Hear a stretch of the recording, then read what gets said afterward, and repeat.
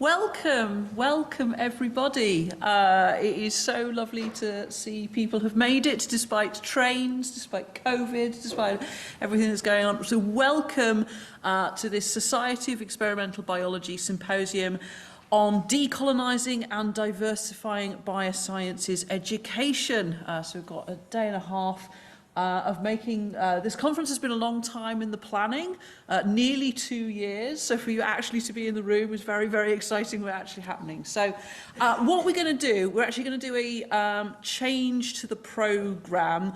Our keynote speaker has literally just waltzed through the door, having been delayed on the train. So what we're going to do is to give Jason time to catch his breath. So we're actually going to swap the workshop and the keynote over. And I know that there are a few people who are still coming from trains and whatever. So we're just swapping that over, which I hope is okay with everybody. So welcome to this conference. Just to point out, we are supported by the lovely team from Learning Science, who are distributed around the room. Hello to Learning Science. Journal Medical Biology, the company of biologists, and Verdant Learn, just to formally acknowledge their support in this meeting. So, welcome. So this has been a team effort. So it's a team of 4 co-organisers, so thank you for putting up with emails from various ones of us, SEB. So just to introduce ourselves, so I'm Katharine Hubbard. I'm from the University of Hull, where I'm a reader in bioscience education. And this was my crazy idea in the first place, so it's all my fault. So she, her pronouns. So I'll let the rest of the organising team introduce themselves. I'm Dr. Tina Joshi, an Associate Professor of Molecular Microbiology at the University of Plymouth, and I'm just so excited to be here. I think this is fantastic. The reason I got involved was because I answered a Twitter call from Katharine, and here we are now, and I'm very excited to see what everyone's got today. Thank you. Hi, I'm Kathy. I'm a Senior Teaching Fellow at Imperial. Been there for about 3 and a bit years. Before that, worked for an education and access charity, kind of working in the widening participation sphere. But like Katharine, my kind of discipline-specific background is in plant biology. So 2 years ago, Katharine roped me into this to get this conversation started a little bit. And I don't know if we can introduce Isaiah as well, which would be flicking to Zoom if Isaiah is our 4th co-organiser but not able to join us in person due to illness. But if Isaiah's there, maybe you could say hi. Hi, can everyone hear me?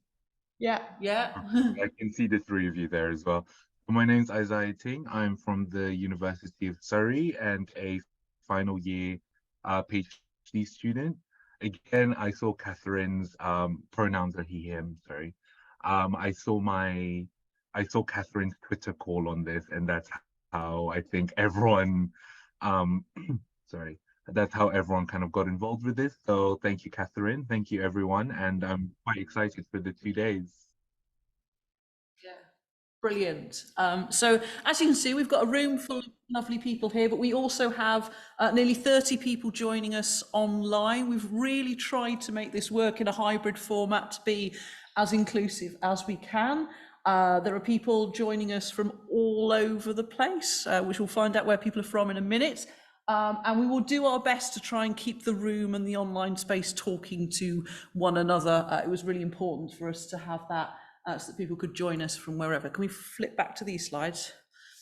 Just a couple of bits of housekeeping before we get going and talking to each other, because we really want this to be a meeting of ideas, conversations.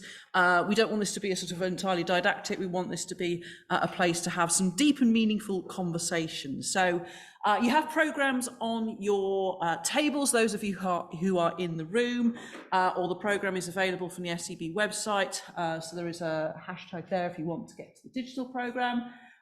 If you're a Twitter person, please do engage in Twitter. It's always lovely to see a conversation happening in that space as well, bringing people in. So the hashtag is SEB OED 22. I'll be honest, I've forgotten what OED stands for. Outreach, education and diversity. There we go. Apologies, I should have done that before. We also have a discourse platform, so we're trying to get the conversation happening both in the room and digitally. So The hashtag for that is there. There's a QR code there. So some of you have already logged into this space. So we're really thankful to Lucy Talents at Learn who set this up for us as a space that discussions can happen there. So we'll try and kind of keep the two things talking to each other, but it'd be great, even those of you who are in the room, to kind of check in on what's happening in that online space as well. So there are separate spaces for each of the talks. There's a social space.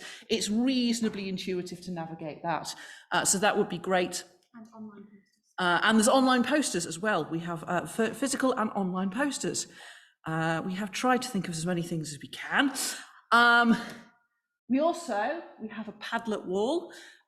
So we'll put this in the chat for those of you who are on the Zoom meeting in a second, okay?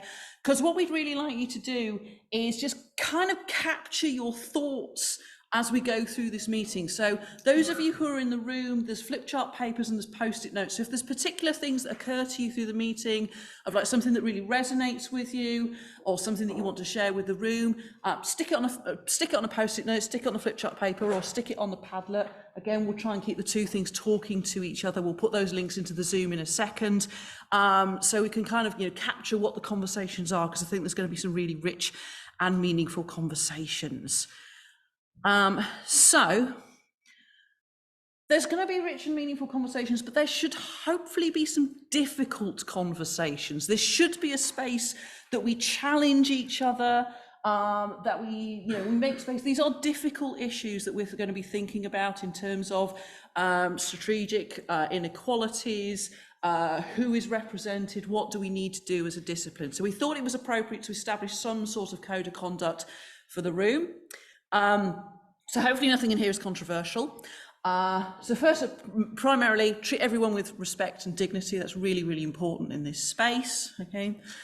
I'd like you to be just really aware of your conversation. So whether that's digitally or in the room, who's in the conversation, whose voices are dominating that conversation, whose voices need to be brought out in this conversation. And everyone's willing, can take part as they want to, but just be mindful. Is it time that you actually took a step back, actively listened to someone else on your table, gave the space in there? We've got a selection. Some of you are quite experienced folks. We've got some students in the room. We've got people from all over the place. So just be thinking about who those conversations are involving. Be aware of your own ignorances and biases. Hopefully we're all here to learn something. And this is why I wanted to put on this symposium in the first place. So I really want to make a difference in this space, but I need to learn stuff. Okay, and we're all bringing our own biases into the room. We've all got our things that we just haven't thought about before. So be aware of that in the conversations, and be humble if someone points something out to you. Actually, that's not my experience, or that that's, I think, really important. Just to be aware of.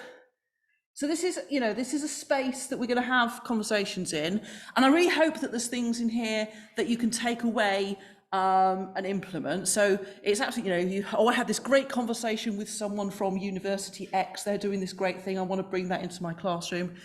But people might share some quite personal experiences in some of these conversations. And that's, if someone wants to do that, that's absolutely great, but just be a little bit mindful and a little bit respectful. So sharing, oh, there's that piece of good practice, but not that someone exposed something really personal in the room.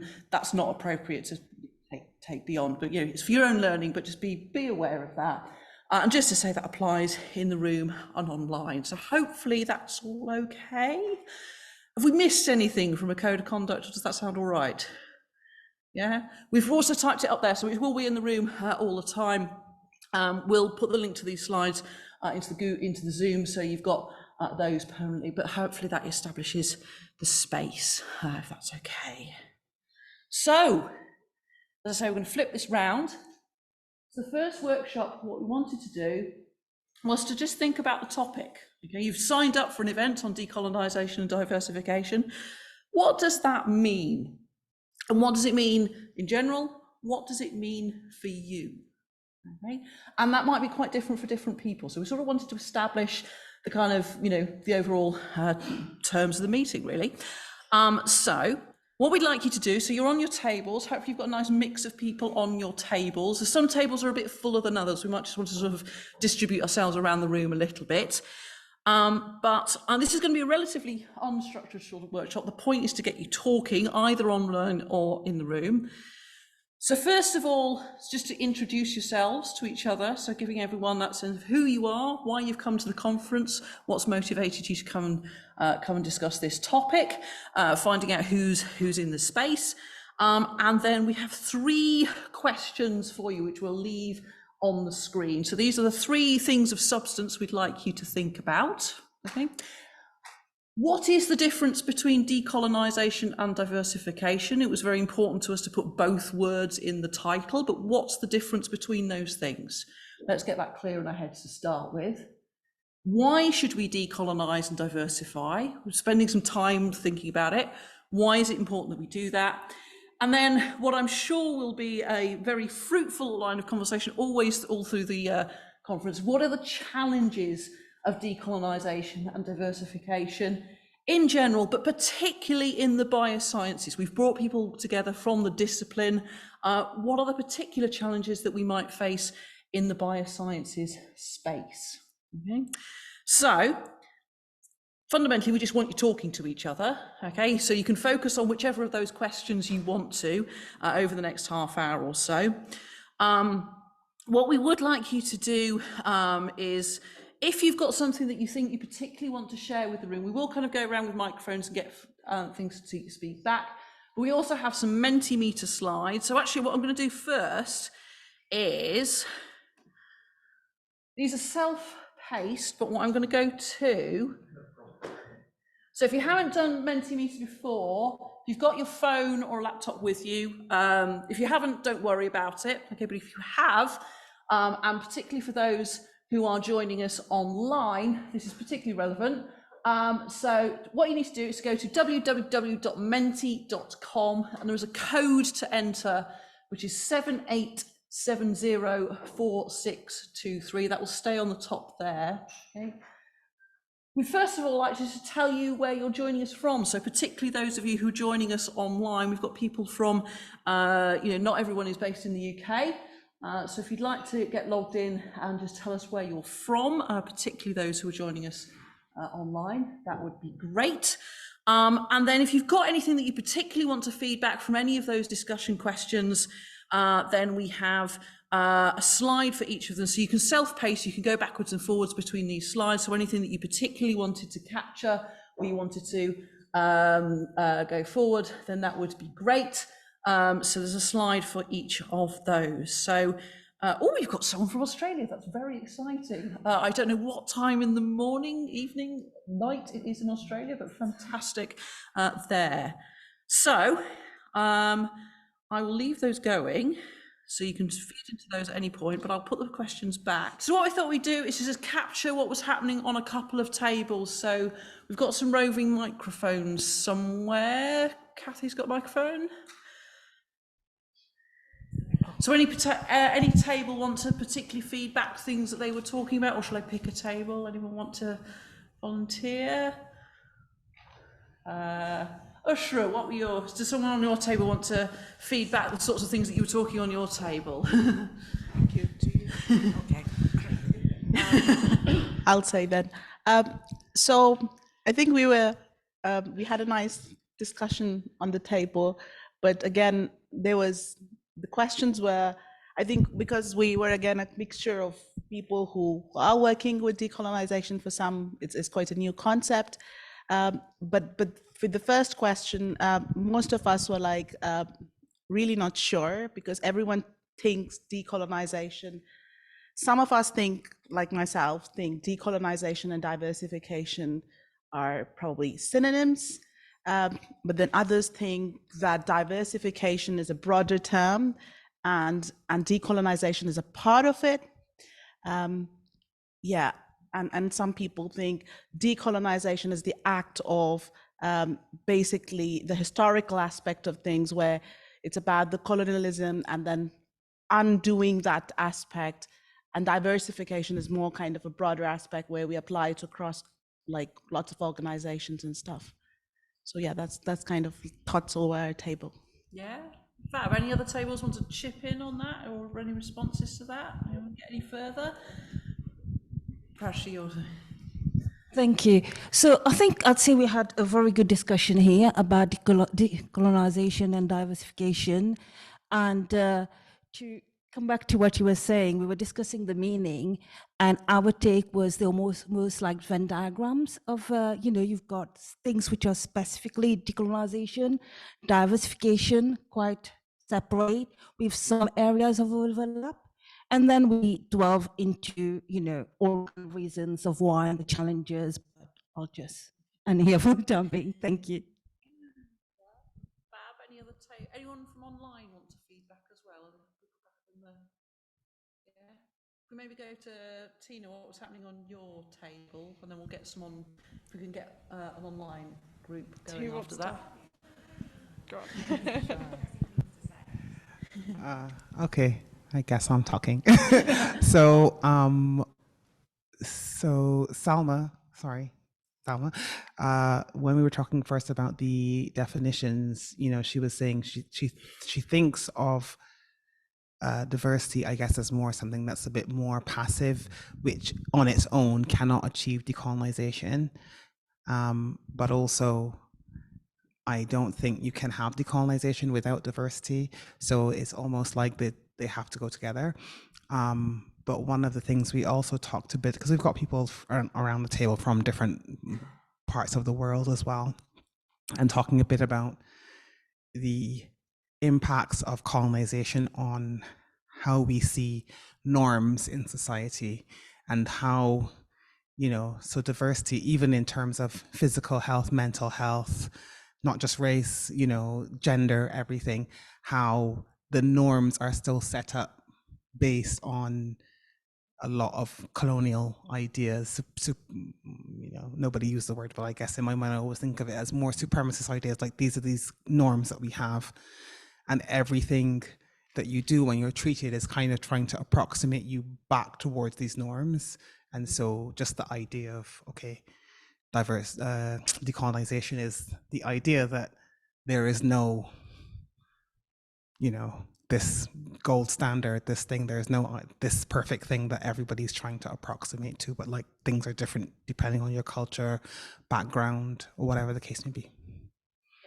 Brilliant. Is there anyone from online who wants to feedback? Does anyone nominate a spokesperson?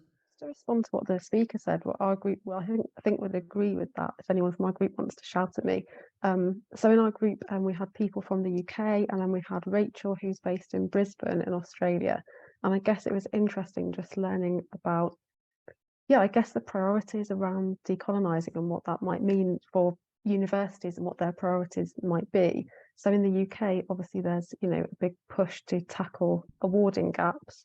Learning from Rachel about actually universities trying to tackle the big gap in life expectancy between Indigenous people and other people in Australia. And I guess that just goes to show that decolonising can mean something very different to different people in different contexts. Fab, thank you, Jo. Anyone else want to feed anything back to this table?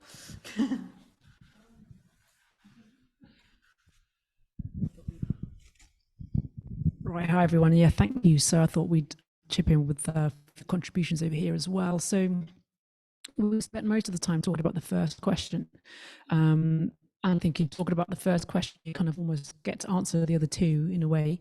We talked a lot, there's not much more to add from what's been talked about already, but we did talk about, diversification is important in terms of representation. So representation of individuals and those with particularly with protected characteristics and so on and so forth. But it's really important in the opportunity to challenge processes, and I think that's really valuable.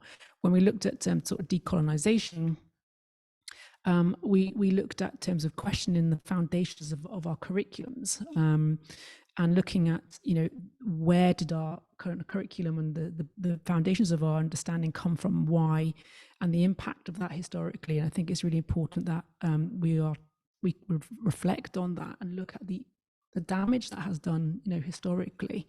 And so that really answers question 2 in terms of it's like morally right. It's the right thing to do. That's why we have to be doing this. And so that's a bit of an overview really of what we were looking at. And many universities are now looking at and trying to narrow attainment gaps and awarding gaps, etc. And so it's important for us to make sure that we're doing this in the right way so that we can actually make something valuable contribution to that. Yeah, brilliant. And then Nick, does your table want to feed back? Anything you want to add? Say no, it's fine. I was thinking we're all very enlightened and very in the moment with this conversation, but then I brought back something that Jason said, which reminded me of something I read recently. We might think we're past it and we're involved in this conversation and things are improving and we're all good and moral.